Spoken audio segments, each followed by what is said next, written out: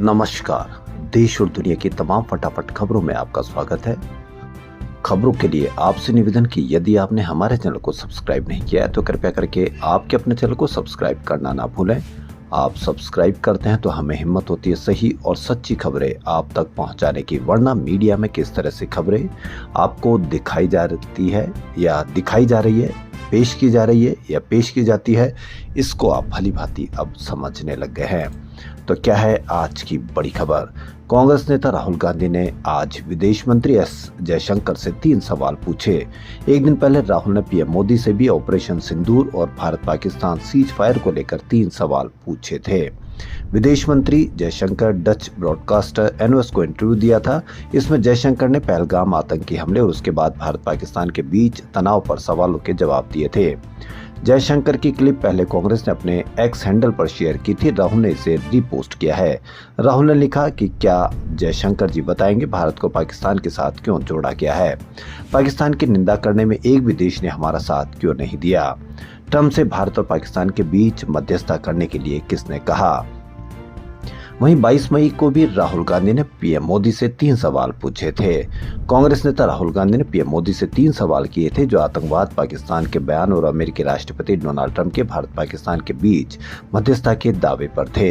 राहुल ने अपनी x post में पूछे सवालों के साथ पीएम मोदी के राष्ट्र के नाम संबोधन की वीडियो क्लिप भी अपनी जोड़ी थी। इसमें पीएम मोदी कहते सुनाई दे रहे हैं, पाकिस्तान की तरफ से जब ये कहा गया कि उसकी ओर से आगे कोई आतंकी गतिविधि और सैन्य दुस्साहस नहीं दिखाया जाएगा तो भारत ने भी उस पर विचार किया।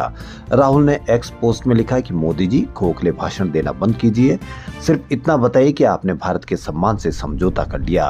राहुल ने पीएम से जो 3 सवाल पूछे उनका क्या हुआ, कैसे सवाल है तो सुनिए। आतंकवाद पर आपने पाकिस्तान की बात पर भरोसा क्यों किया? ट्रंप के सामने झुककर आपने भारत के हितों की कुर्बानी क्यों दी? आपका खून सिर्फ कैमरों के सामने ही क्यों गर्म होता है? तो ये राहुल गांधी ने प्रधानमंत्री नरेंद्र मोदी से 3 सवाल पूछे थे। वहीं अमेरिकी राष्ट्रपति बार बार अपने किसी न किसी बयान से पूरे दुनिया को तो परेशान करते ही भारत भी उनमें एक शामिल है। भारत भी उस पर अछूता नहीं है।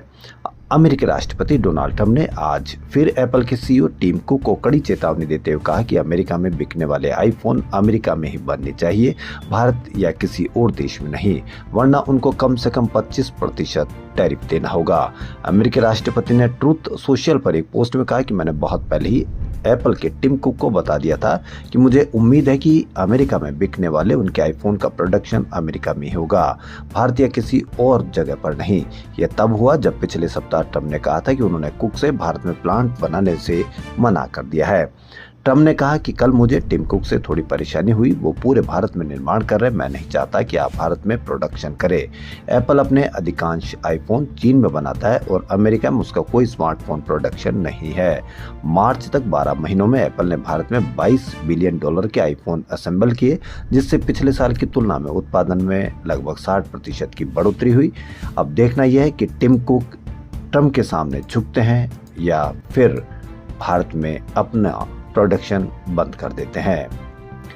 सेना के एक अधिकारी यानी कर्नल सोफिया कुरैशी को आतंकियों की बहन बताने वाले एमपी के मंत्री कुंवर विजय शाह ने एक बार फिर माफी मांगी। उन्होंने कहा कि मेरी भाषाई भूल थी, इसके लिए मैं बहन सोफिया कुरैशी और देशवासियों से माफी मांगता हूं। मंत्री विजय शाह ने आज एक वीडियो जारी किया जिसमें उन्होंने कहा कि किसी को ठेस पहुंचाना मेरा उद्देश्य नहीं था। उसके बाद हाईकोर्ट ने सख्ती दिखाते हुए एफआईआर के आदेश दे दिए। मामले में शाह सुप्रीम कोर्ट गए, वहां से भी राहत नहीं मिली, बल्कि एसआईटी गठित कर जांच के आदेश जारी हो गए। अब शाह ने माफी मांगते हुए 30 वीडियो जारी किया है। मंत्री विजय शाह ने 11 मई को इंदौर के महू के रायकुंडा गांव में आयोजित हलमा कार्यक्रम को संबोधित कर रहे थे। उन्होंने ऑपरेशन सिंदूर को लेकर कहा था कि उन्होंने कपड़े उतार कर हमारे हिंदुओं को मारा और मोदी जी ने उनकी बहन को उनकी ऐसी की तैसी करने उनके घर भेजा था। शाह ने आगे कहा कि अब मोदी जी कपड़े तो उतार नहीं सकते, इसलिए उनकी समाज की बहन को भेजा कि तुमने हमारी बहनों को विधवा किया है तो तुम्हारे समाज की बहन आकर तुम्हें नंगा करके छोड़ेगी। देश का मान सम्मान और हमारी बहनों के सुहाग का बदला तुम्हारी जाति समाज की बहनों को पाकिस्तान भेजकर ले सकते हैं। आप इस पर अवश्य कमेंट करें कि क्या माफी मांगने से कर्नल सोफिया या सेना का मान सम्मान वापस लौट सकता है क्या? स्टूडेंट सुसाइड मामले में शुक्रवार को सुप्रीम कोर्ट में सुनवाई हुई। सुप्रीम कोर्ट ने इस दौरान कोटा में हो रहे स्टूडेंट सुसाइड के मामलों को भी गंभीर बताया और राजस्थान सरकार को फटकार लगाई। सुप्रीम कोर्ट में जस्टिस जेबी पारदीवाला और जस्टिस आर महादेवन की बेंच ने कहा कि कोटा में इस साल अब तक 14 स्टूडेंट सुसाइड कर चुके हैं। आप एक राज्य के तौर पर इसे लेकर क्या कर रहे हैं? स्टूडेंट कोटा में ही क्यों आत्महत्या कर रहे हैं? एक राज्य के तौर पर क्या आपने इस पर कोई विचार नहीं किया? सुप्रीम कोर्ट ने यह टिप्पणी कोटा में छात्रा का शव मिलने और आईआईटी खड़गपुर के छात्र के सुसाइड मामले की सुनवाई के दौरान की। सुप्रीम कोर्ट ने राजस्थान सरकार से इस मामले में जवाब मांगा। अगली सुनवाई 14 जुलाई को होगी।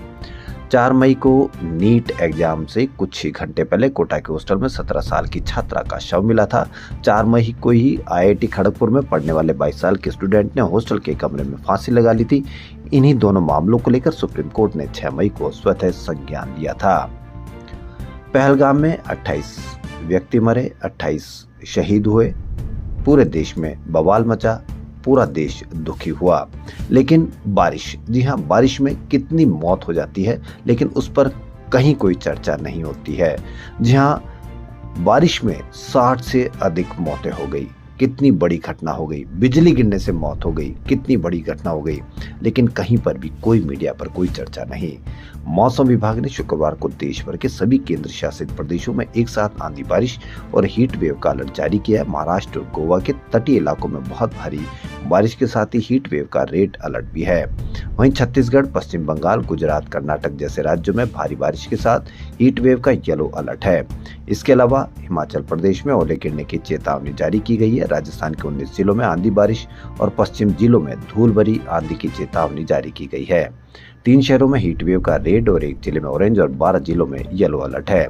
इसके अलावा मौसम विभाग ने बताया कि अरब सागर में लो प्रेशर बना हुआ है। इसके 24 घंटों में इसके डिप्रेशन में बदलने और गोवा महाराष्ट्र तट की ओर बढ़ने की आशंका है। उत्तर प्रदेश में बीते 2 दिन में आंधी बारिश से जुड़ी घटनाओं में 60 जबकि राजस्थान में 2 लोगों की मौत हो गई। जी हां, आंधी बारिश में 60 से अधिक मौतें। यूपी के 64 जिलों में तेज आंधी बारिश हुई। गोरखपुर में सबसे ज्यादा 74 मिलीमीटर बारिश हुई। नोएडा में 80 किलोमीटर प्रति आवर की स्पीड से हवा चली। 60 से अधिक व्यक्ति, लेकिन फिर भी कहीं कोई चर्चा नहीं। कितनी शर्मसार कर सकती है घटना, आपको इसके बारे में आप अंदाजा लगा लीजिए।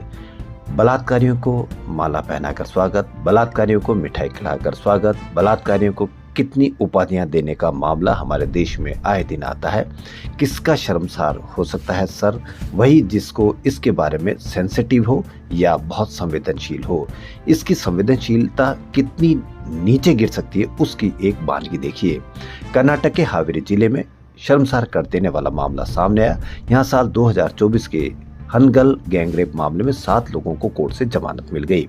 इसके बाद आरोपियों ने शुक्रवार की रात विजय जुलूस निकाला। जी हां, आरोपियों को जमानत मिलने पर विजय जुलूस निकाला गया।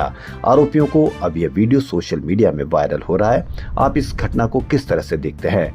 विजय जुलूस निकालने की घटना से पूरे जिले में आक्रोश है। आरोपियों की रिहाई और सार्वजनिक जश्न ने न सिर्फ पीड़िता की भावनाओं को आहत किया है। जनवरी 2024 में एक युवती ने 7 लोगों पर गैंग रेप का आरोप लगाया था। महिला कर्नाटक में हावेरी जिले के एक होटल में अपने दोस्त के साथ रुकी हुई थी। इसी दौरान 15 से 20 आरोपियों ने रूम में घुसकर उन दोनों से पहले तो जमकर मारपीट की, उसके बाद उसे घसीटकर अपने साथ ले गए। आरोपी कार से उसे एक जंगल में ले गए और 7 युवकों ने बारी बारी से उसके साथ दुष्कर्म किया। मुझसे तो ये खबर पढ़ी भी नहीं जा रही है। उसके बाद पूरे शहर में उसको घुमाया गया, यानी कि जमानत पर मिलने पर विजय जुलूस। कितना देश में किस तरह से भावना हर व्यक्ति के मन में है और किस तरह से ये देश की भावना हो गई है। बहुत शर्म की बात, शर्मनाक बात। अमेरिका के डोनाल्ड ट्रंप प्रशासन ने हार्वर्ड यूनिवर्सिटी की विदेशी स्टूडेंट को एडमिशन देने की योग्यता रद्द कर दी है। अमेरिका के homeland security secretary Kristi Noem ने गुरुवार देर रात होमलैंड सुरक्षा विभाग को हार्वर्ड के student and exchange visitor program का सर्टिफिकेशन तत्काल प्रभाव से रद्द करने का आदेश दिया। विदेशी स्टूडेंट को एडमिशन देने की योग्यता वापस पाने के लिए हार्वर्ड को 72 घंटों में मौजूद बाहरी स्टूडेंट की जानकारी देनी होगी। अभी यूनिवर्सिटी में पढ़ रहे सभी विदेशी छात्रों को दूसरे संस्थानों में ट्रांसफर लेने के लिए कहा गया है, नहीं तो उन्हें देश छोड़ना पड़ सकता है। हार्वर्ड यूनिवर्सिटी में लगभग 27% बाहरी छात्र हैं। वहां अभी लगभग 6,800 विदेशी स्टूडेंट पढ़ रहे हैं। इनमें भारत के 788 छात्र हैं, यानी 10% से अधिक भारतीय छात्रों पर असर, लेकिन कहीं कोई चर्चा नहीं। कनाडा ने इंटरनेशनल स्टूडेंट को दिए जाने वाले स्टडी परमिट की संख्या में कटौती की है।